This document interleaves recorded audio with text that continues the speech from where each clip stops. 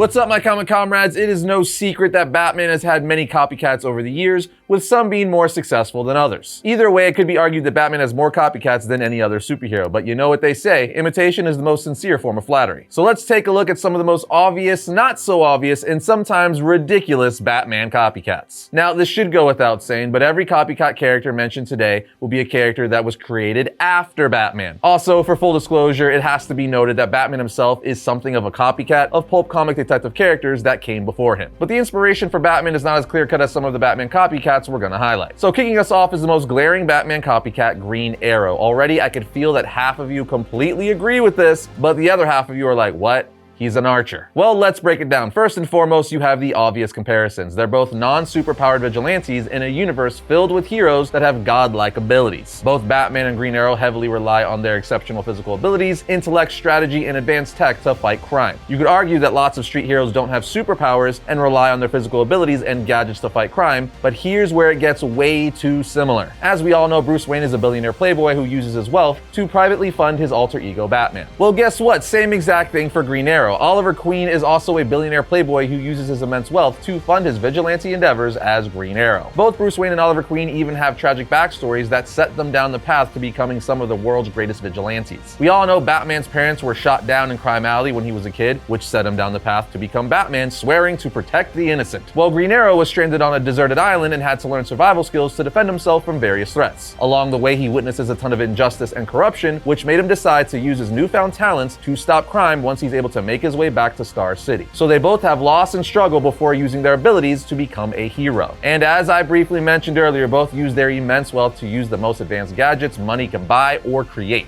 If it isn't already glaringly obvious that Green Arrow is blatantly a Batman ripoff with a few things tweaked here and there, these final two things are really going to push it over the edge. As we all know, Batman has the Batmobile, one of the most iconic cars in all of fiction, while Green Arrow has his Arrow car. Its appearance and design is actually extremely similar to the classic Batmobile, except for the color and it having an arrow motif. It serves the same exact function as the Batmobile, having a bunch of enhanced weaponry to be used as an offensive weapon and even a defensive weapon that gets them around the city super fast. But just wait, I've saved the best for last. Green Arrow has his own cave called the Arrowcave that serves as his base of operations, just like a certain Dark Knight. The Arrowcave is such a blatant ripoff of the Batcave, there's been several instances where DC characters acknowledge that he just copied Batman's Batcave. For instance, in Stargirl Lost Children issue 2, on the second page of the issue, Emmy Queen, aka Red Arrow, the sister of Green Arrow, shows Stargirl the Arrowcave. Stargirl looks around in amazement saying, "Your brother really wanted to be Batman, didn't he?" So even Stargirl is saying Green Arrow got the cave idea from Batman. Don't worry, we have yet another example from Injustice Gods Among Us Chapter 5. In the issue, Green Arrow defeats and captures Harley Quinn and then throws her in his Arrow car, which as you can see looks like the Batmobile, but that's not even my point here. In the Arrow car, Green Arrow uses a knockout arrow on Harley, and when she wakes up, she asks, "Where are we?" He says, "You're in the Arrowcave. It's deep underground and lead-lined. Superman won't think to look for you here, and even if he did, he can't see in." Harley says Arrowcave is a pretty stupid name. I know Batman has the Batcave, but that makes sense.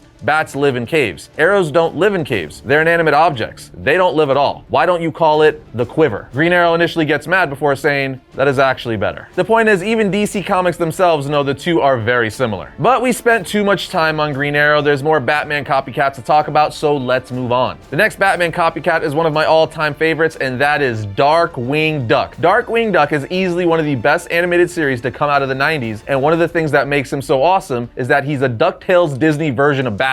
First and foremost, Bruce Wayne and Drake Mallard, aka Darkwing Duck, are both wealthy individuals with no superpowers who use their money to fund their crime fighting. They both also heavily rely on technology and gadgets to fight crime. Obviously, Darkwing Duck does this in a more comedic way, but the premise is still the same. Both of them are also vigilantes working outside of the law in their respective cities. Batman for Gotham City and Darkwing Duck for St. Canard. And both of them have a huge emphasis on detective work. Now, once again, Darkwing Duck's detective skills are more often than not portrayed in a comedic aspect, but nonetheless, he uses detective work to defeat his enemies. Now, we all know Batman's iconic line made famous by the great Kevin Conroy, "I am vengeance, I am the night, I am Batman." Well, Darkwing Duck has one that's kind of similar. He always starts with, "I am the terror that flaps in the night," and then ends with a different metaphor such as, "I am the batteries that are not included." So he's been known to say stuff like, "I am the jailer that throws away the key. I am the hairball that clogs your drains." So just like Batman having that line, "I am vengeance, I am the night, I am Batman," which is meant to strike fear into his enemies, Darkwing Duck has his own version that's meant to strike strike fear in his enemies. But then of course we have his catchphrase that doesn't have anything to do with Batman, but I would be remiss if I didn't say it, and that is, let's get dangerous. Let's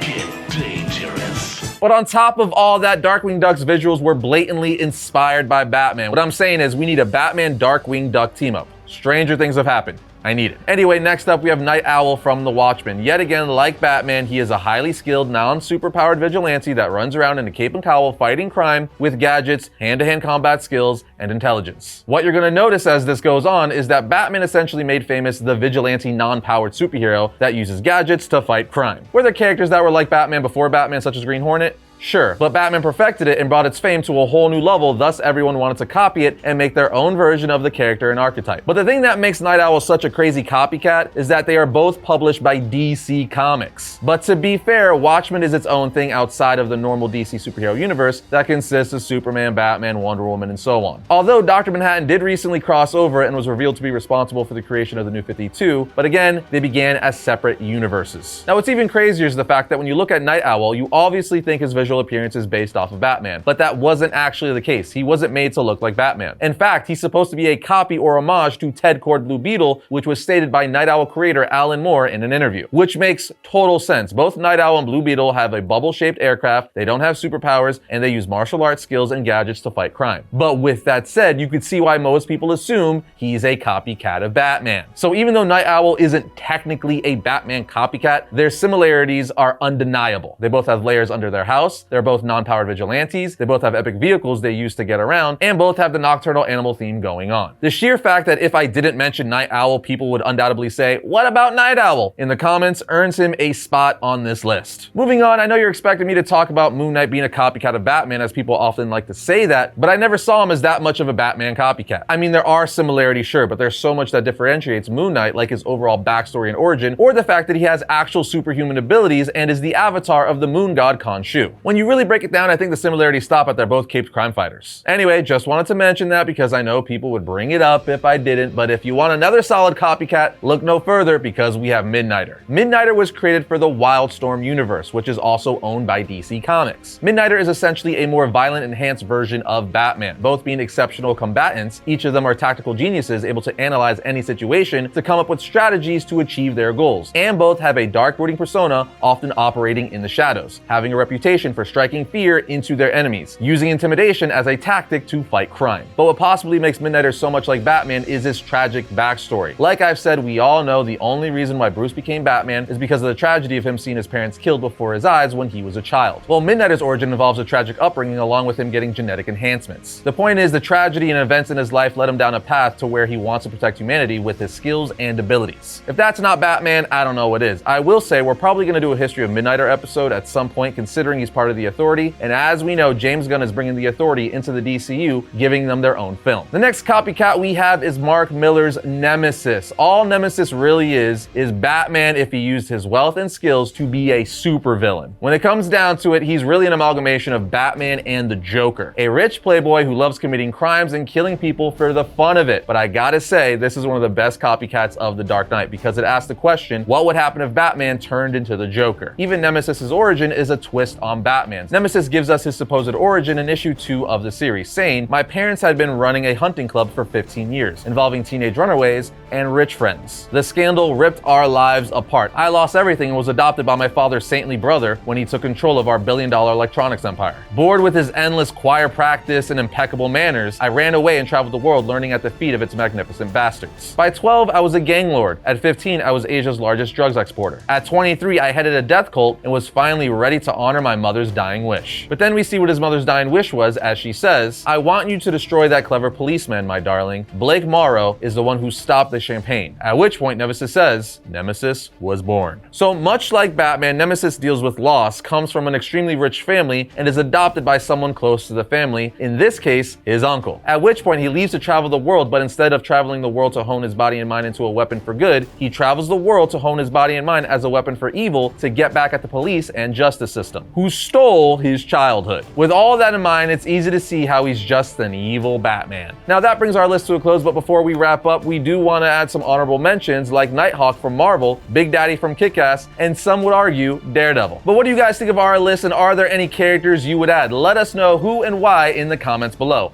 Other than that, we'll see you next time when we talk about all things comics.